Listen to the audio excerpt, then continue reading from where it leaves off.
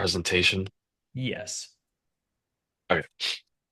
So, what's up, guys? My name is Kelvin Wong, and my presentation is about composing tricks like a pro. So, for those of you who don't know who I am, my name is Kelvin Wong. I'm a Soul Economics pro. I've been pro for uh, 2 years this year, but I've been on the Soul team since 2017. So, it's been 7 years since I've been on the Soul team. Throughout my entire professional competing experience, I have 23 podiums and 22 top eights as a sponsor player since 2017. My most proud and most notable achievement is winning the first open competition at EKC in 2022. And this year I've been playing 10 years of Kendama.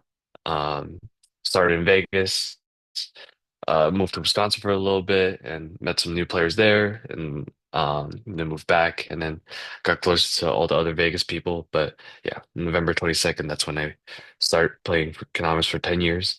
And most notably for me is I am a tech and creative trick specialist. Um, so what does that mean exactly? For me, like it's just like anything like out of the ordinary, not in the meta, not new gen or anything like that. Like I just like do tricks that, the normal person, the normal player would not normally think about doing or would take probably like a long time to even conceptualize. And that's just my niche of tricks. I love doing like the weird, wacky tricks that just make you go like, man, what the hell or what is this, So here's the big question. So why does trick composition matter? So whether it's a short banger or a really long line, trick composition really amplifies the watchability and aesthetic factors of viewing a trick. It's the kind of tricks that make you want to do a stank face, the ones that you see on Instagram, the one you see on edits. Like it's the tricks that really stand out. Like, wow, let me just rewind that. Let me watch it again. Let me break down like what that pro player just did. Um, so Another point is like trick composition also creates tricks that you never would have even been thought would be possible. Infinite possibilities within the realm of trick composition if you know how to do it right. And everybody wants to do those MBDs, those never been done's, the first to ever do it, and that's what trick composition can do and accomplish for you. And last important point for me is that it gives a trick a logical storyline and narrative to kind of follow. So the brain likes to recognize patterns. So orienting your tricks in a certain way helps people to recognize that your trick is going to go in a certain direction, or it will end in a certain way, whether it's the most logical way of ending it, or it's a completely different, like out of the blue kind of ender. At the same time, yeah, like trick composition can also like affect your like expectations and subvert your expectations. So you think that like a trick is following a certain path, and then the player ends it in a certain way, and you're like, wow, like let me just watch that again, and kind of break down like how like it completely changed like direction all of a sudden. So for me, why does trick composition matter to me, and how has it changed kind of like the way I play? My play style, like many others when starting out, used to really consist of really long combos and flow lines, and it's very indicative and representative of where I started Kanama in Las Vegas.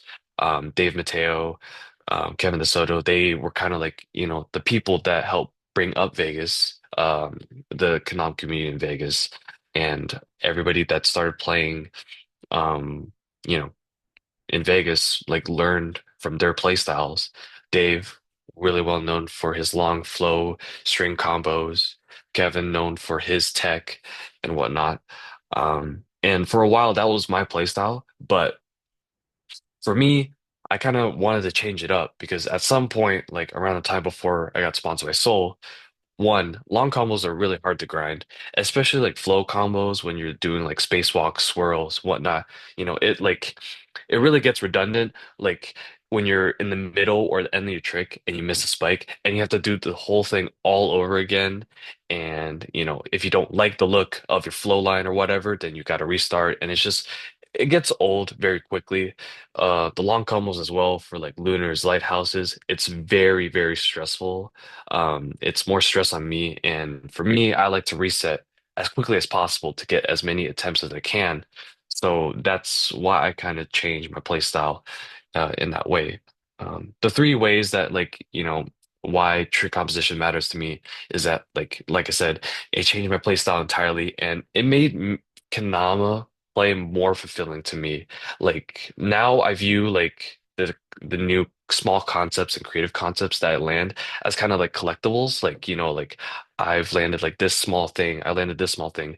But at the same time, when I'm landing those tricks, it's not only for me, but it's also for other people as well, so that they can try it on their own. And yeah, and following that, it also increased my view count and following. Um, for me, like a lot of my tricks are on the shorter end, so that when you do watch it on Instagram, like it loops, which is not only to increase the view count, but it's also so that when you're watching that trick, it kind of gets like burned into your memory, so you can kind of break down how that trick is done, and then you could go try it on your own. And then the last point is just like it kind of solidified my name in the trick and creative playstyle scene for so long. Like, pioneers like Zach Yord, Ben Harold, so many other pioneers of the past. Like you know, like they're the pioneers of like this play style. And then like I feel like personally, like throughout the past few years of adapting and evolving my play style, I feel like I can now call myself like a solidified like name figurehead in like this like scene of playing. So let's kind of dive deep into like the most common trick composition methods, right? So out of all of the tricks that I see on Instagram and YouTube, I kind of compiled it into six kind of broad concepts. And these are the most common ones that I see personally. I think there might be some other smaller ones that I might be missing, but I felt like they weren't as worth covering as these main six. So they are sequence, sandwich, mirroring, all the same, short and sweet, and X and Y. Um, so first, let's dive into sequence. So, in my opinion, sequence is one of the most common methods used in trick composition. It's been there since the early ages of Kendama, and for me, any sequence includes any numerical sequence counting up or down as any around variations. One of the most common like sequence tricks that you see is 1, 2, 3 J stick. That's like one of the most basic, one of the most like gateway sequence tricks that you can start out from. And then you can dive deeper from there. 1, 2, 3, lighthouse flip, 1, 2, 3, inward lunar flip, et cetera, et cetera. You could also do it like counting down as well. One of the most common like counting down sequence tricks I see is 3, 2, 1 tap. And then the more advanced of a player you are, the more technical and the more advanced the more advanced sequence tricks you could do. So for me, like that's like 2, 4, 6. That could be like 2, 4, 6 inward lunar flip. That could be 2, 4, 6 tap. It really just depends on the kind of player. And then as well as around the tricks, you start out with Kanama around Europe, around USA, around the world. And the more that you play, the more that like you can incorporate harder concepts, harder one bite concepts into a round trick. So you could do like a round triple bird flip, It really just like the opportunities are endless with like, sequence tricks, especially with around the variations. So let's take a look at like some clips that I kind of compiled. So I have three clips for each variation of electric composition, and some of them include me, but I tried to keep each one different so that you could see like a broad view of like the ways that different pro players incorporate these concepts. So this first one, just give it a second, my bad.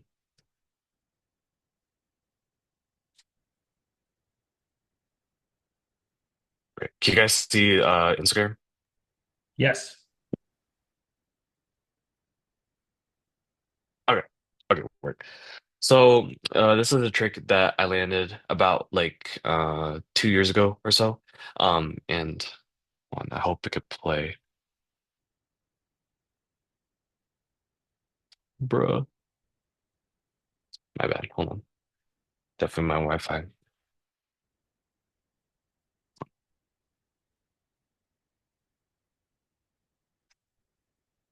My bad, sorry.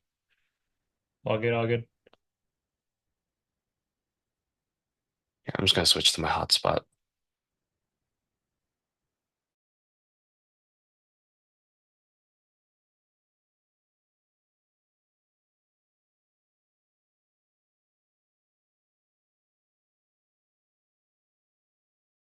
You can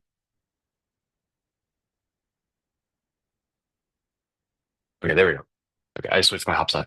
So yeah. So this is around guillotine. Guillotine is a trick where you wrap it around your neck and kind of like a guillotine from like the early days of France or whatever.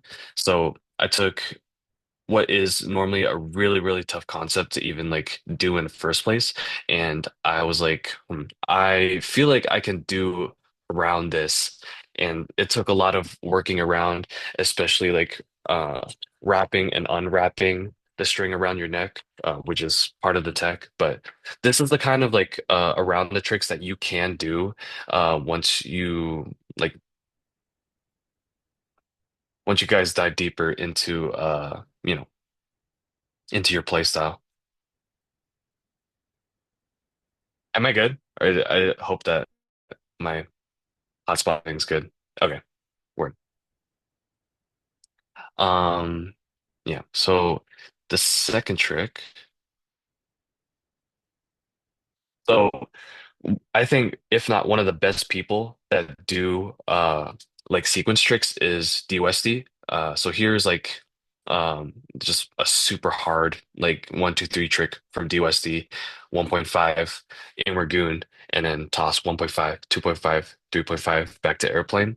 And 1 2 3 tricks for me specifically, you can add more stuff into it. It doesn't just have to be like the first one, the second one, the third one right after. You can mix and match other parts of tricks into it to create more elaborate combos.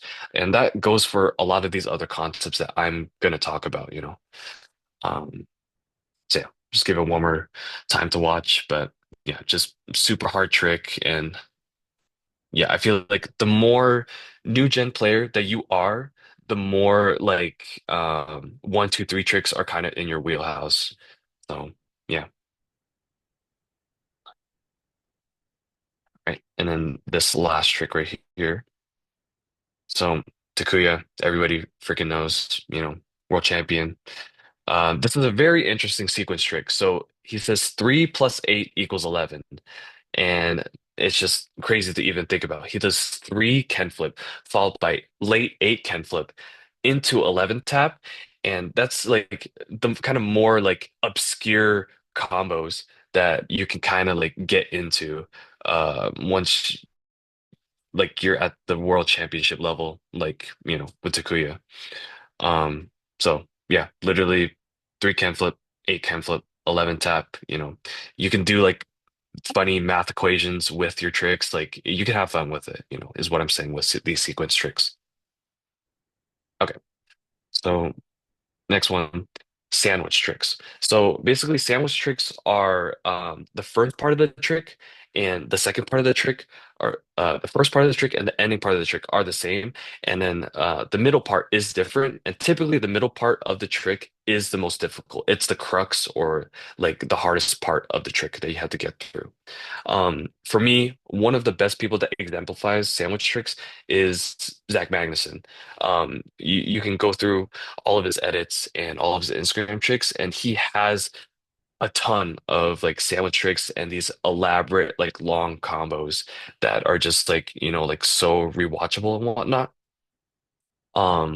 I think other people that like really do sandwich tricks really good are Benny Boy, Jay, like the Kusa boys like are very influenced by Mag's playstyle, and it definitely shows in their tricks. So yeah, like this is a very this method is very well known within like new gen players as well. And you can incorporate like so many different techniques and tidbits into sandwich tricks, and you can make them more complex by adding in these little pieces. So like imagine like a sandwich, like bread, meat, and bread. That's the most basic sandwich.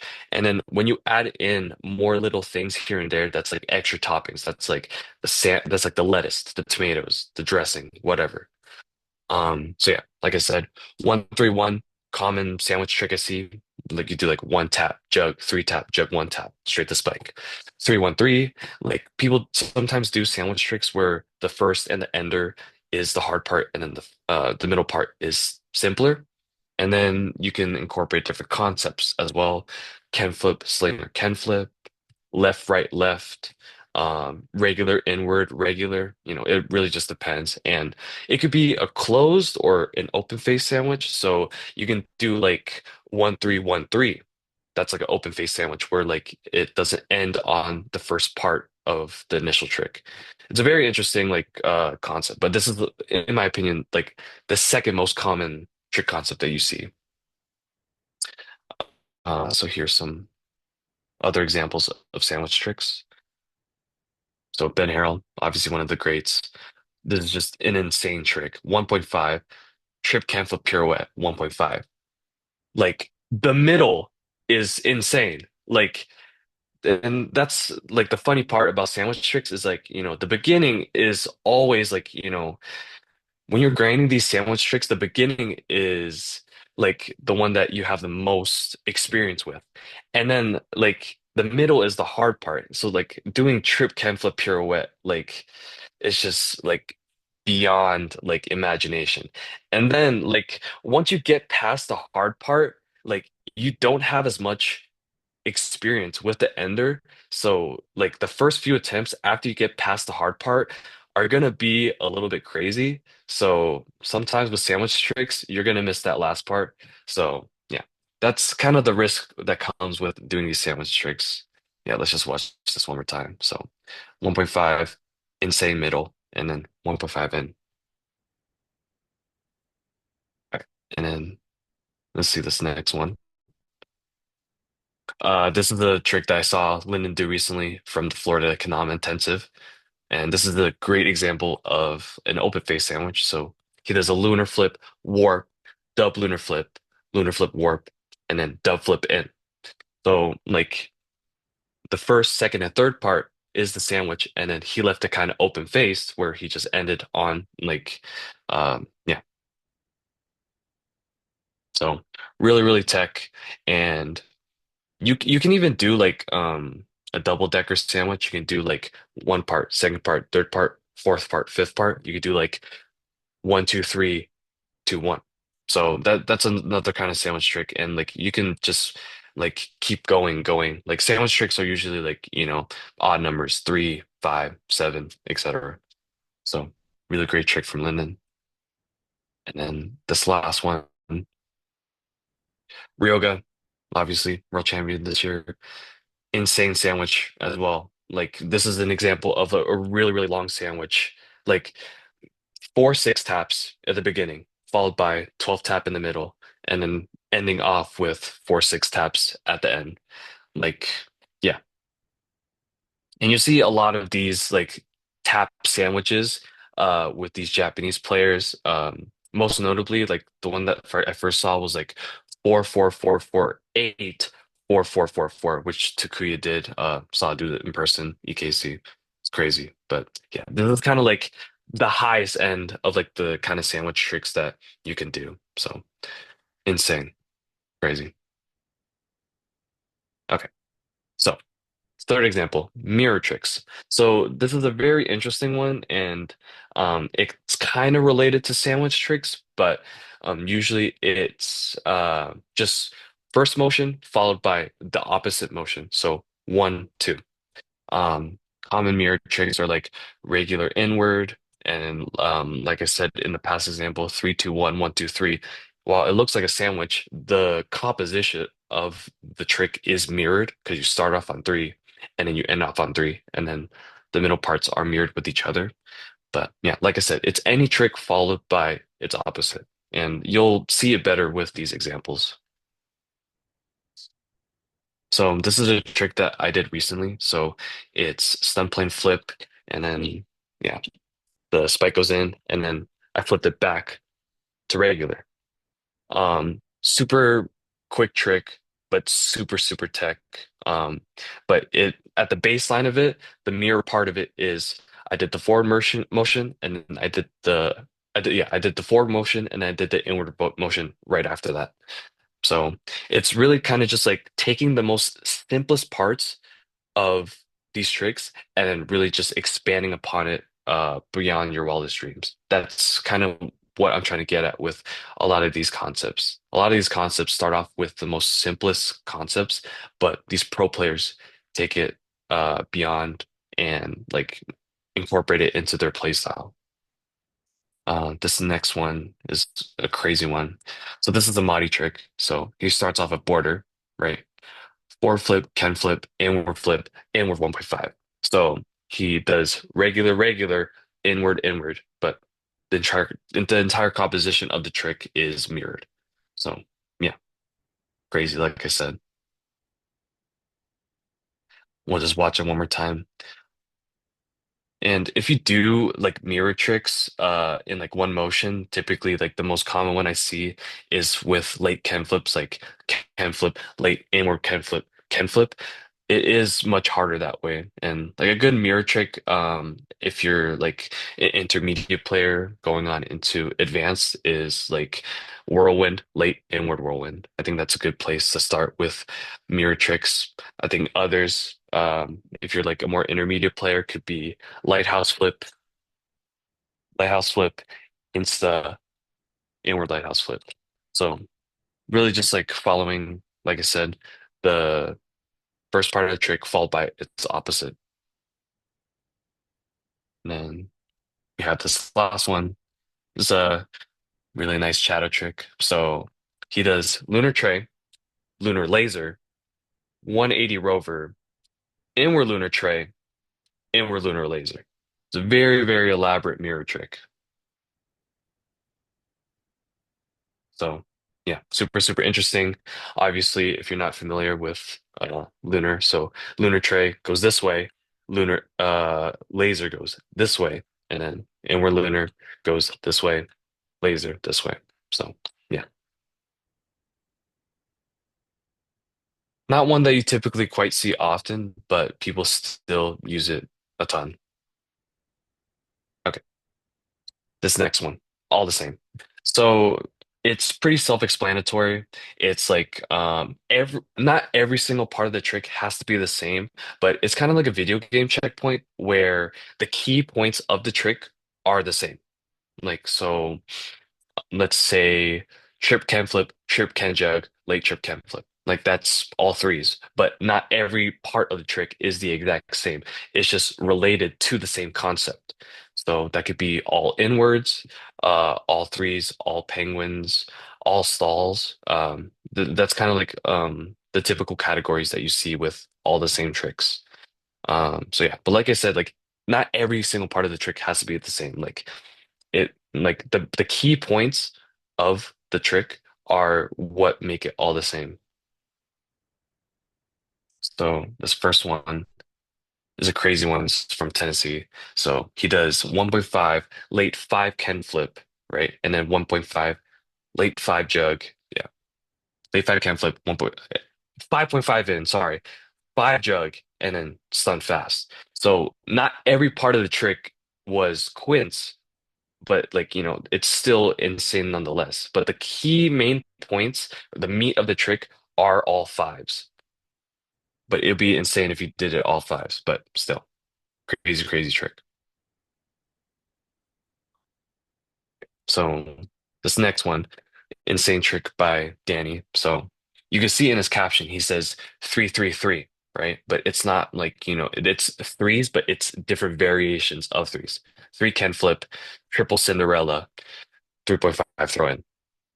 So it's triples, but it's different kinds of triples. Yeah, crazy trick. But you see in all the same trick when you see like three of the same number or multiples of the same number. So yeah. And then this last one, this one's a trick that I did like earlier this year.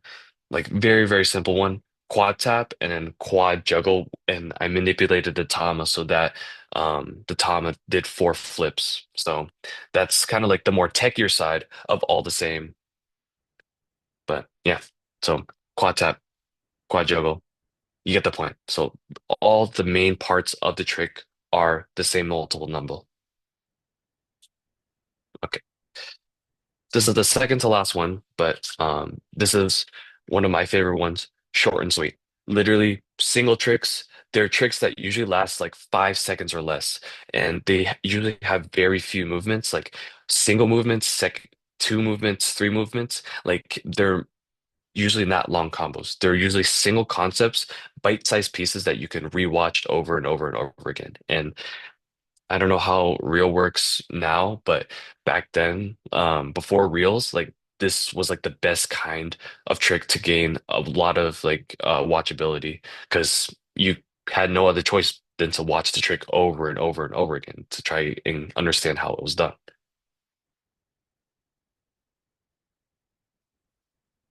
So here's another example for me. Like this is like um, probably one of the best tricks that I'll ever do, but it's like finger lighthouse, dove finger lighthouse, flip back in, and then in. It's literally just three parts: pull up, flip, in. But it's the fact that just the single concept that I'm trying to execute is so hard. So that's what makes it like more watchable. It's just that you're packing in so much tech, you're packing in so much into just one moment and like, especially for tricks like these, it's really just about execution and being patient and just a little bit of luck.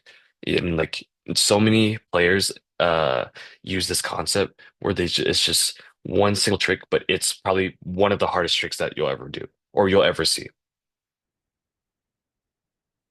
This next one. Yeah, this is one of the most like insane tricks that I've seen recently. Trevor from Washington. This should be trick of the year, in my opinion. But literally stunt plane, flip, pirouette, however many much flips he did, like stunt plane in. And it's literally two motions, just in, stunt plane fast hand, in. But he packs so much into just that one moment that just it makes that trick so insane. And like I just love watching these tricks and you just want to watch them like I said over and over again and you're just like absolutely stunned. It literally takes like your breath away like when you see it for the first time and it's like it's addicting, you know? Like when you see it for the first time you just want to watch it over and over and over again. And then this last one, Ben Harrell trick. He is like the absolute master at like creating these like loop tricks. Um, Literally, like I said, two motions, spike, goon, kick, spike.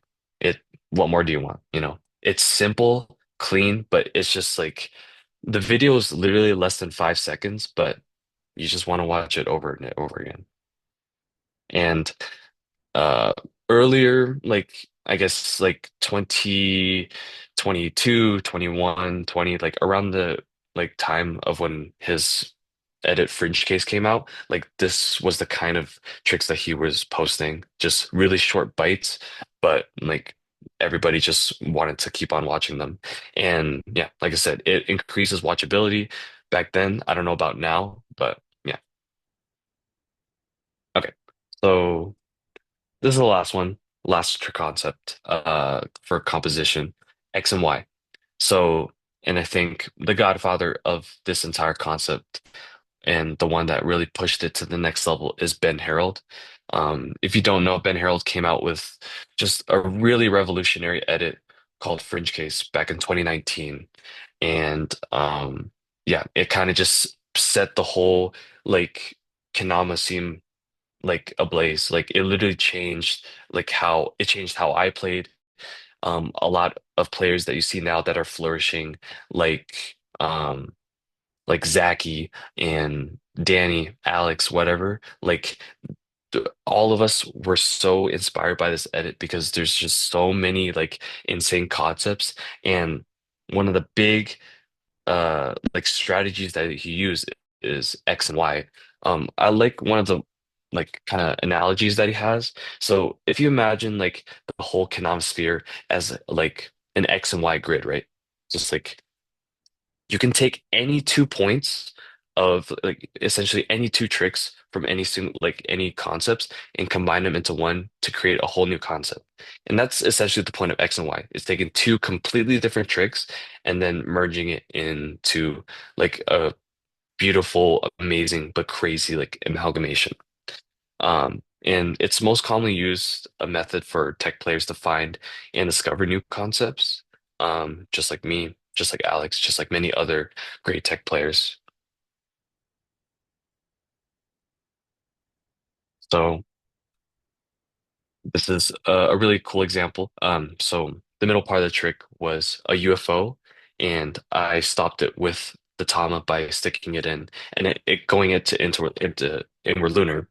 And it takes a lot of experimentation to kind of come up with these tricks because it's just a lot of trial and error. It's just a lot of like just like trying it just for the sake of it and seeing it where it goes, you know? Like you can't play Kanama inside of a vacuum. You have to try it. You have to like see what works, what doesn't work, and like refining it into like a concept just like this.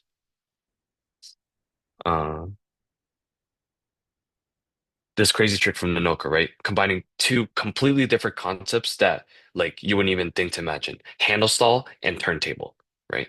Watch this. Handle stall, and she does the turntable. Like handle stall is a hard trick in itself, but combining with a turntable is just crazy. And yeah, this is just a really cool trick. And the fact that she like so she incorporated different concepts of different trick composition strategies like sandwiching, because she started with regular and then going to, stair grip handle, sandwiching that in the middle, and then regular, and then back to stair grip handle.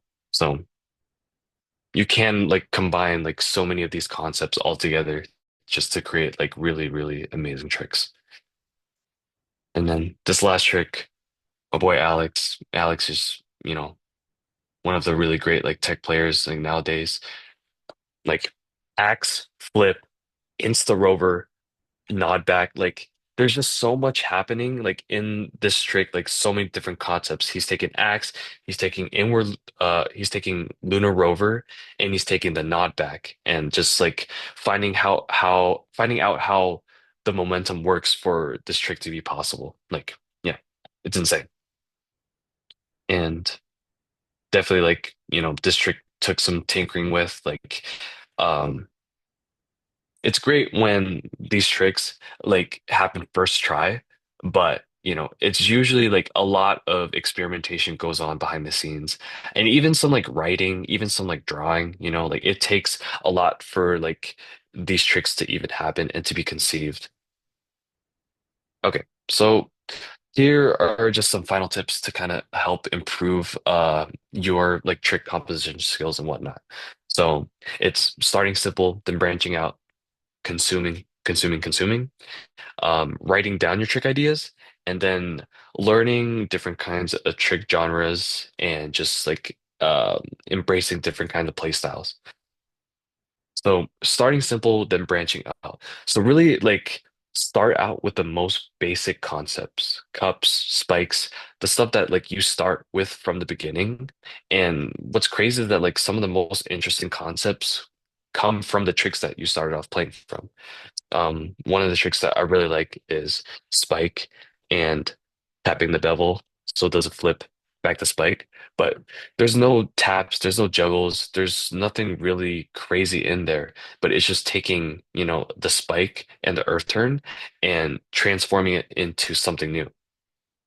So that's what I mean by starting out simple, then branching out. And you can take any like single trick concept from Kanama. start out with a lunar and then go from there. Like really just like experiment, try like whatever you can, try like, just brand new stuff and, just go from there, which leads me into my next point, which is consume, consume, consume. And it's pretty self-explanatory. Watch a lot of edits, clips, etc. Like really just like be a sponge and absorb like your favorite players and really just like save the tricks that you really like and try to screen record it, slow it down and break it up into easier digestible parts so that you can try to incorporate those into your own tricks. It's kind of using like, other pros tricks to your advantage, and that's a big reason why I post is that like not only so I can put it out into the world so that other people can try and incorporate it into their own lines. And it's happened for a lot of concepts of mine where a lot of the concepts I've developed, but it gets to the point where like I can't expand on it anymore. So that's why it takes another player to expand on it and to really see like a brand new perspective on how that trick can be done. Um, and here I'll link this Google presentation in the YouTube, or I'll send it to Zach or Nick. But these are kind of like two really dope playlists of YouTube edits. So this first one right here is called Dama Life. It's curated by a player named Nick Lectura from San Jose, one of Ben Harrold's homies. And there's 700 videos in there, limitless amount of like knowledge. And these edits range from like edits from last year to edits from when Kanam started popping off in the USA, like 2008, 2009, 2010, etc. And then this bottom playlist right here is my personal favorites. I haven't updated it in a while, but kind of like back then when I was like really just like breaking apart my playstyle and like just like okay, what edits have really influenced the way I play now? These are the edits that really influence my playstyle. So yeah, it's a public YouTube playlists, and if you just search up Kelvin Wong fave Dama vids, you'll definitely see that. But a lot of these edits, like you don't really like, they're from the era of like I guess like 2015, 2016, when I really started to like get better and really started to progress more. Um, I could just like talk about each of these videos. Like Luke Hernandez, like a lot of you probably don't even know who Luke Hernandez is, but a great pioneer of the Kanama OC scene. And this is his like Grip Kanama entry from 2016. It's like a yearly competition, kind of like New Year, New Edit, but there's a lot of really great tech tricks in there. Sponsor Me Sweets, homegrown team, Rudy Simpliciano. Vegas OG, Rudy, really OG player that, doesn't play as often anymore, but he still shows up to Vegas events. But he was one of the like the really like insane players back then. Like I really love his play style because he embraced a lot of those trick composition techniques that I just told you guys about, but he probably didn't even know. Studio sessions with Christian Fraser, just a lot of really nice goodness in there. Um, an absolute classic, Colin Sander practicing Kanama. This is like probably like one of my top three most favorite Kanama edits because it's literally Colin like embracing new concepts like juggling with multiple can flips and whatnot, but like he like gives it the OG spin. And it's just like really, really interesting to see like him meshing old style with the new style. And yeah, it's just really, really dope to see. Like so yeah, a lot of these edits really influence the way that I play now. So please feel free to watch it whenever you guys can. One of the tricks, one of the concepts that I really resonated the most is writing down your trick ideas. And it's just to keep a mental inventory of the tricks that you do want to land one day.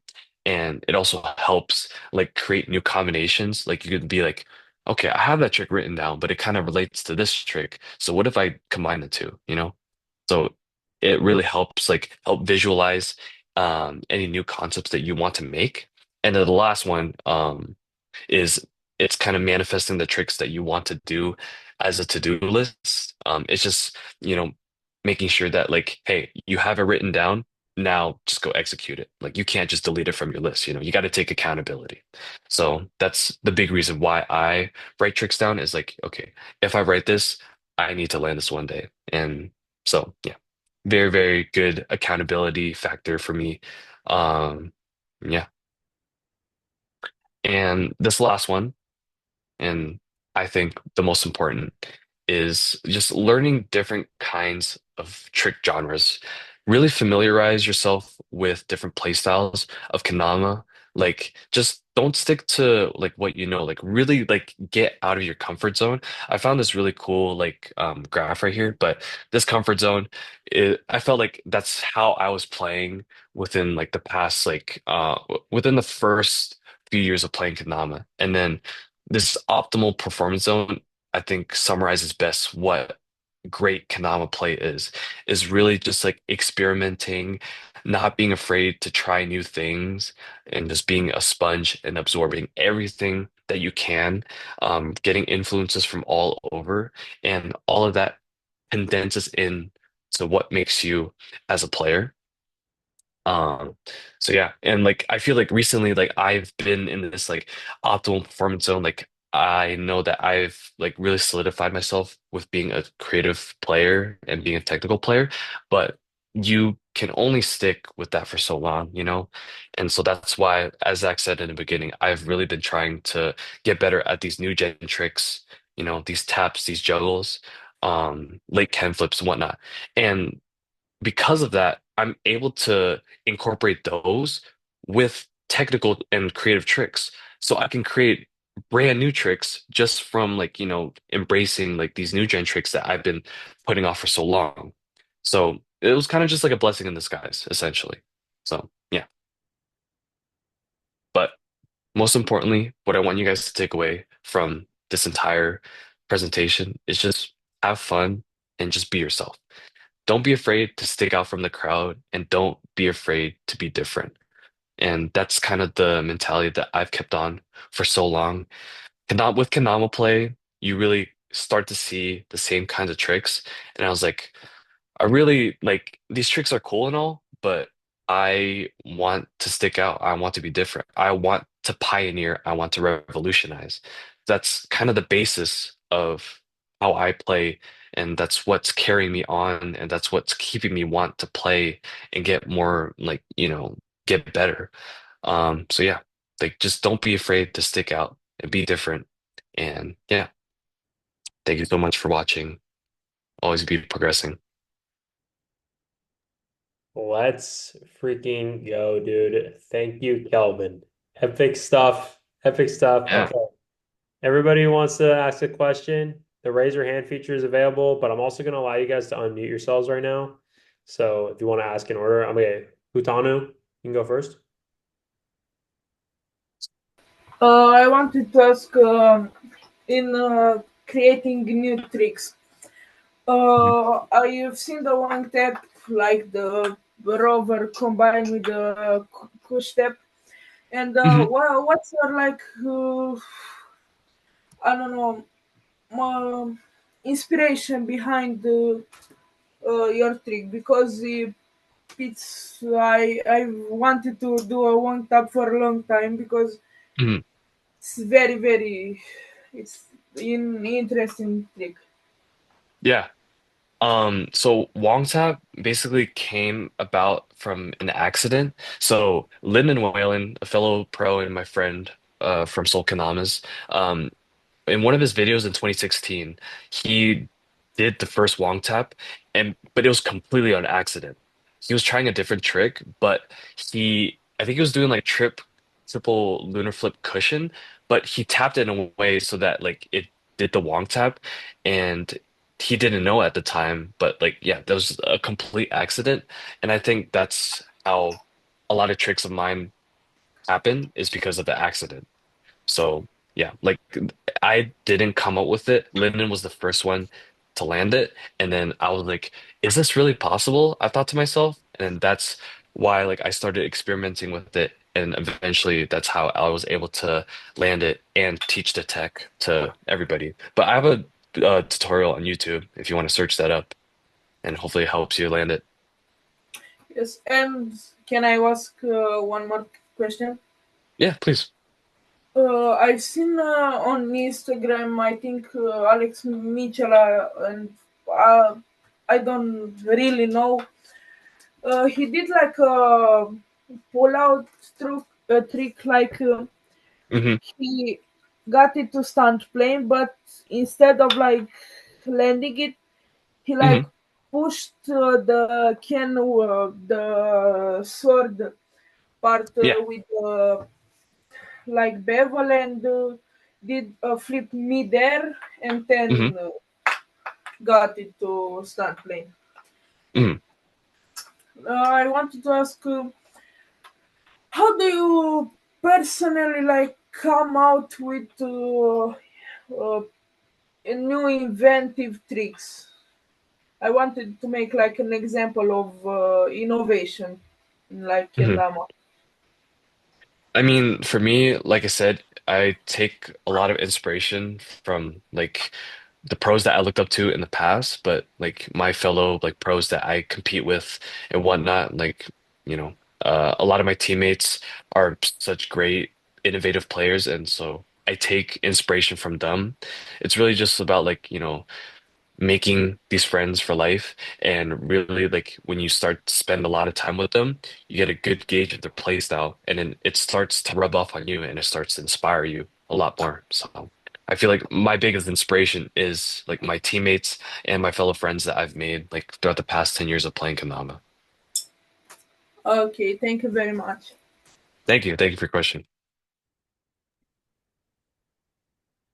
Awesome. So I have a question. You guys Yeah, hear go me? ahead. Good, cool. Yeah. Yeah, Kelvin, amazing presentation, man. I think it's really, really well structured, and you gave a lot of ideas for not just beginner players, but actually any skill level. I really like how you broke down all the different types of structures, the sandwiches, the mirrors, the open face, closed face. It was actually Mhm. putting a lot in perspective to me because I've never thought that deeply about trick structure before, and I just thought, wow, if I had this when I was coming up, I would have really, really benefited from it because a lot of people struggle to kind of, make up their own tricks and they don't know what to Mhm. do. But you not only provided different patterns to approach a trick for filming, but you actually also gave a lot of amazing examples to get inspiration from, not only from your slides, but you also gave edits at the end to get just inspiration from. A lot of people don't know where to go when trying to find inspiration for what to do next, or even just examples of how to copy somebody. But you actually went through all of that, got your favorites, and you being one of the best at trick structure in the game, I think it's going to really, really, really help players actually put it into their own style and honestly just come up with more things for themselves. So, yeah, I really want to just first say thank you for this. It's going to be really beneficial for a lot of players out there. Second thing is, so I know you listed your inspirations for players, but I'm curious if you, because I know you didn't always have this style. Yeah, it was definitely not something from the very beginning.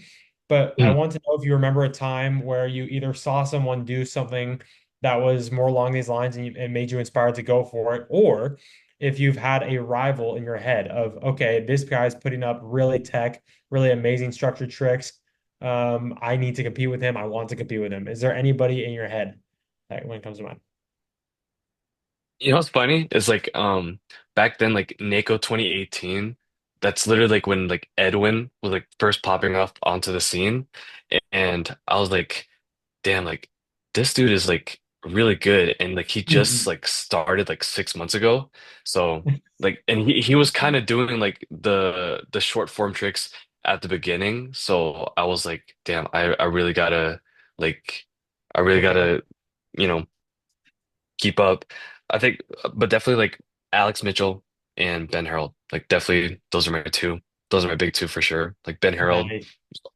like always been an inspiration for so long, and then Alex is like still a rival for mine, like competing and whatnot. Yep. And like because like we got on the team at the same time, like he already had a name to himself, and he started to, kind of go away with that. And really like make a bigger name for himself. So I really wanted Mhm. to do whatever I could to kind of keep up with that. And I felt like a good area for that was Yeah. trick innovation and whatnot. Nice, nice. Yeah, you were telling me about that rivalry with Alex in the past couple Yeah. of comps. Yeah, Mhm. it's awesome, and I think it's going to be really cool to. Oh, well, I was going to say it was going to be cool to see you guys in NACO, but I just Mhm. blanked it going, so that's a little bummer. But It's gonna anyway, be a yeah, thanks battle. for the presentation, man. Truly, truly, I can't wait to get this up and show everybody. It's going to be really game changing, I think. Yeah, Yeah, I'm stoked. Mhm. yeah. Yeah. Thank you. Any other questions? Yeah, Ethan. Yo, what's going on, Kelvin? First of all, huge fan of yours, of course. But thank you for this awesome and concise presentation that you have given out to us. Your visuals are really good and very on point to the points that you made. So well done with your presenting skills. Appreciate it. Thanks. First and foremost, I want to I want to pick your mind when it comes to tech because I love tech myself too. Mhm. And my question is, well, I have a few questions, but one at a time, of course. What are your methods of analysis of fundamental tricks to generate new trick concepts? So I think the best method I use for that is the XY method. I literally take like, like I said, two different tricks and I find some way to kind of link them. And for me, like, when it comes to creating variations, I go through the list in my mind of all the different kinds of motions in Kanata: barrel, tap, penguin, Sarah grip, inward, regular, double, triple, etc. And so if there's like any way that I can connect the two together with this like, motion kind of like chain link, then that's usually how I like make these tricks. I don't know if you saw, but I posted a trick like last night and it was inward lunar and then I kind of just like turned it so it did a barrel and then yeah, to spike. Biggest inspiration from that is like not even from like other tricks, but I took inspiration from you can take inspiration from real life, you know? Like I was like, this kind of looks like turning the key of a lock. So, just if you take inspiration from real life, it also can affect your tricks and as well. But yeah. But literally just like two simple tricks: lunar lighthouse, big cup turntable, um, bird still, and just try to combine the two somehow, like literally any way possible. Experiment. Just do whatever you can. Yeah, thank you for that answer. And I have just one quick question for you. Mm. What are new fields of Domatech that you're interested in or are currently exploring? If you want to share that with us. Oh, okay. I've really been like at the beginning of this year, like I saw, Zach really like progress at like stump playing fast hands, especially like flip stump playing fast hands. And like that kind of inspired me to want to get better at those. So I've been incorporating those into like my trick into my sessions.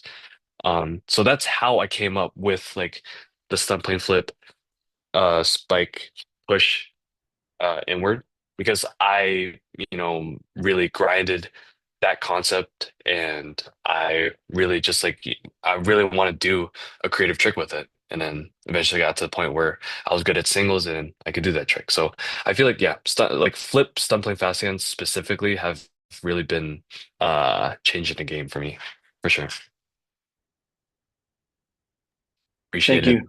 Yeah, right on, man. Thank you, Mahalo. Wow. Awesome. Jasper. I have a question. Uh, I'm really trying to get better at competition, and I respect Mm, the accomplishments you've gotten in competition. I mm, noticed you take your time to breathe before setting a trick. I mm. was wondering how that helps you and how you developed it. Uh, well, I kind of developed it about like 6 years ago. MKO 2018, and I was going against Nick Stodd, and I was like very, very nervous because, he's like a pro player, third at Canal World Cup. It was a very, very scary match for me. And one tip that like Kevin DeSoto told me was literally just take your time. And people can think of it and interpret those words however they can. But for me, taking my time was like literally like take my time. Like there's no time limit. There was no time limit for open back then. So I was like, okay, if I go slow and, just really like calm myself down and make sure I don't get nervous, then I feel like I'm gonna land these tricks better. And it's worked so far for the past like however many years. I've been playing. But yeah, it came from that competition and it really just helps because like it really helps you give like another second to think about the trick that you want to do and then you have a better chance of doing it with a clearer mind. It helps clear my mind too and just calm me down because if you just go straight into it with your heart beating so fast, you're breathing so heavy, you're not going to land the trick as well. So yeah, just taking that like extra second really helps. Okay, thanks. Mm. And you recently did you recently edit that strategy because of EKC? Yeah. And just really like dialed it down to just like a repeatable routine. Maybe just close my eyes, tap my chest 5 times, and then breathe out, and then do it. And then for certain tricks that like I just know that I'm not gonna do first try, like I literally just like send it and hope for the best because like I know that no amount of preparation is really going to help me land it first try. So just, really try and wing it. Yeah. Awesome. Mhm. Awesome. Yeah, Miko. Hi, thanks for presentation.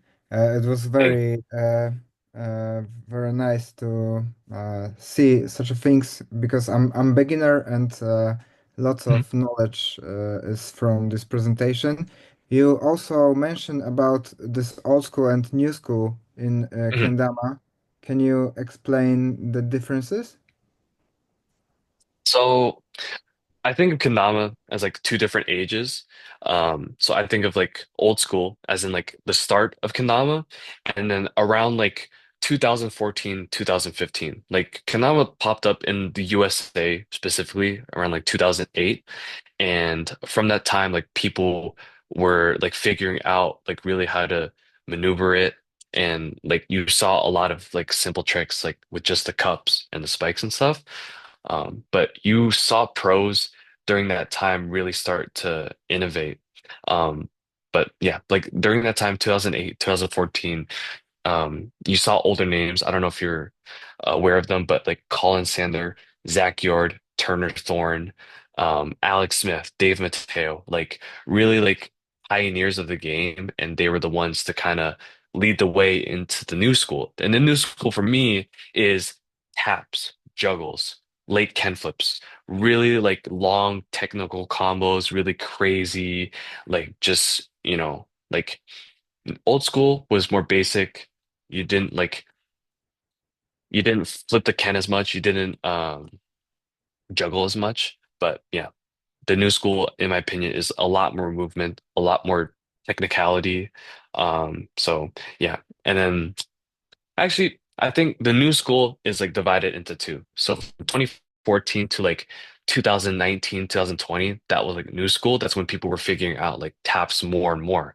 But after Fringe Case came out with Ben Harold, from 2019 to now, we're in the new school, in my opinion.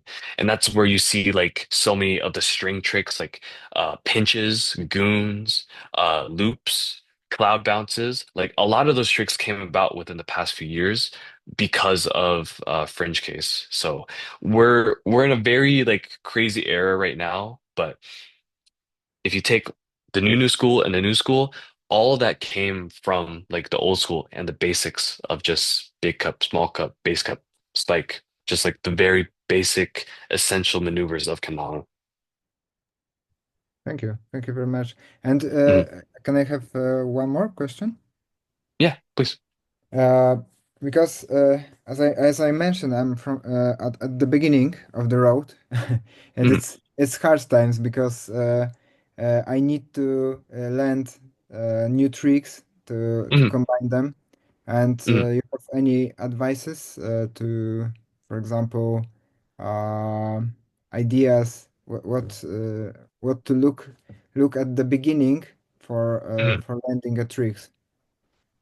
I think a really good resource is Kendonomics. Kendonomics has like a bunch of lists of tricks um, from like beginner to pro, and I think that's a really great resource to find the tricks that you want to do because it's hard to come up with tricks in your own mind when you're starting out. So like if you just like find that list and do the basics, like the around tricks around Japan big cup spike, base cup spike, lunar, lighthouse, then you can start to branch off into the more technical and creative tricks. But it's really just about like where you're at the start, really just get the basics down and learn and absorb as much as you can. That's the best advice I can give you. And there's some really great YouTube tutorials like from back in the day as well to really kind of just like show you the different kinds of grips and different kinds of tricks. So yeah, there's a really good one from Crom in 2014 showing you how to play Kendama. So I recommend that one for sure. Mm, Thank you very much. thank you. I have one more question. I know we're over on time, but Kelvin, if you're okay to answer one more. Yeah, all good. No worries. Yeah, I really like that chart you put out at the end, like the comfort zone, the yellow Hmm. zone progression, and then the danger zone. I really like that. Yeah, I'm gonna post that, honestly. I'm gonna post that and tag you, or yeah, hopefully you post it, whatever, which one. But how do yeah, you all know good. when you're in the danger zone exactly? Like how would you know that? I think the danger zone, like, uh, I think it's just like, well, when you look more into that graph, like you Yeah. want to be in like that, like the growth competitive zone, but the Yeah. danger zone is like too crazy. Like Okay. that's when you're like, like what am I even doing? Like Yeah. that's like when you're like just really getting super freaky with kendama, and it's just like making no sense. But I think the most optimal zone to be is in that middle zone where like you are outside of your comfort zone and you're exposing yourself to different stuff, but um yeah, you're just like there's still like some like comfortability, but it everything that you're taking in is new. But yeah, the danger zone like is like just freaky stuff. Like I don't even know how to describe it. Like maybe like if I were to put a player in like the danger zone, like I would be like Jockber. But like I think Okay. he's like teetering that line a bit. Okay. So like would it be safe to say danger zone is kind of like if I were to just go for like for me, I cannot I'm not very good at pinches. So for me, Yeah, like throw 2.5 forward goon pinch to like bird. yeah. That would be the danger zone. And then comfort zone would be Three tap jug spike. yeah, That's okay. that's your comfort zone. Yeah. Yeah, and then progression zone would be like three Yeah. tap jug pinch to spike, something like that. Oh Mhm. yeah, that's Yeah. like Yeah. But I yeah. think like yeah, literally just I mean even if you wanted to do that like 2.5 pinch, like you can start out with like an easier version and that would be like being in the growth competitive zone, Yeah. Yeah. optimal zone. Oh Mm. yeah. Okay, cool. Awesome. Mm. All right, looks like we have one more from Elijah. Yeah, man. Just a quick one, because I'll let you guys go. Thanks for running this as well. It's awesome. I really hopped in at the last bit, but yeah, it's had some Thank good you. stuff in it. Mm. Um, I had a question about so once you have a concept or combo that you come up with using the X and Y, which is awesome. I Mhm. mean, like look at that, man. It's a sick idea. Mhm. But once you have a combo idea and you go to have a session, go for it. How long do you um like how long would you set aside or grind for that combo before thinking you might have to tweak it or change it or does that make sense? Yeah, no, that makes sense. Yeah. For me, it really depends on like how much I want it. Like, Yeah. if I really, really want it, I'll grind like hour, 2 hours on it. But if Yeah. I'm like, okay, this is kind of unrealistic, let me just like tweak this a bit, then like I'll tweak it Yeah. to like a slightly easier version, and then like, it's more doable for me. And then, Advance but from there. yeah, I'll save the harder version for later, but yeah, like for me, like if I really, really want it, then like I'll go Yeah. as long as I can. Yeah. Mm, No, that's awesome. yeah, Cheers. appreciate it. Thank you. Yeah, thanks, man. All right. Sweet.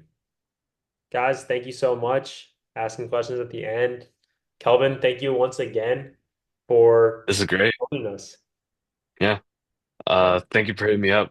Appreciate the opportunity. I'm glad I can share this knowledge with y'all, and Yeah. hope you guys learned something new. Mm-hmm. No, thank you so much. And we'll be definitely be posting this on the school and on YouTube very soon. Mhm, So I'll hit for you up sure. with a link in case you want Okay. to share it. And I think everybody who watches this will definitely get a lot of fresh ideas of where to take their tricks. So Mhm, if you have questions from here on out, definitely just DM Kelvin, and then I'm sure yeah. he'll be more than happy to get back to you. Yeah, Got you. Got you. All right. Appreciate awesome. you, Zach. Yeah, Appreciate you, no Nick. problem. Thank you so much. All right, guys. Have a great rest of your night. Kelvin, thank you so much again. I'm going. Guys. Thank you. Peace. Thank Yeah. you, Thank you All Ricky. right. guys. See you Thank later. you. Thanks, Bye. Kelvin. Peace. Bye. Catches.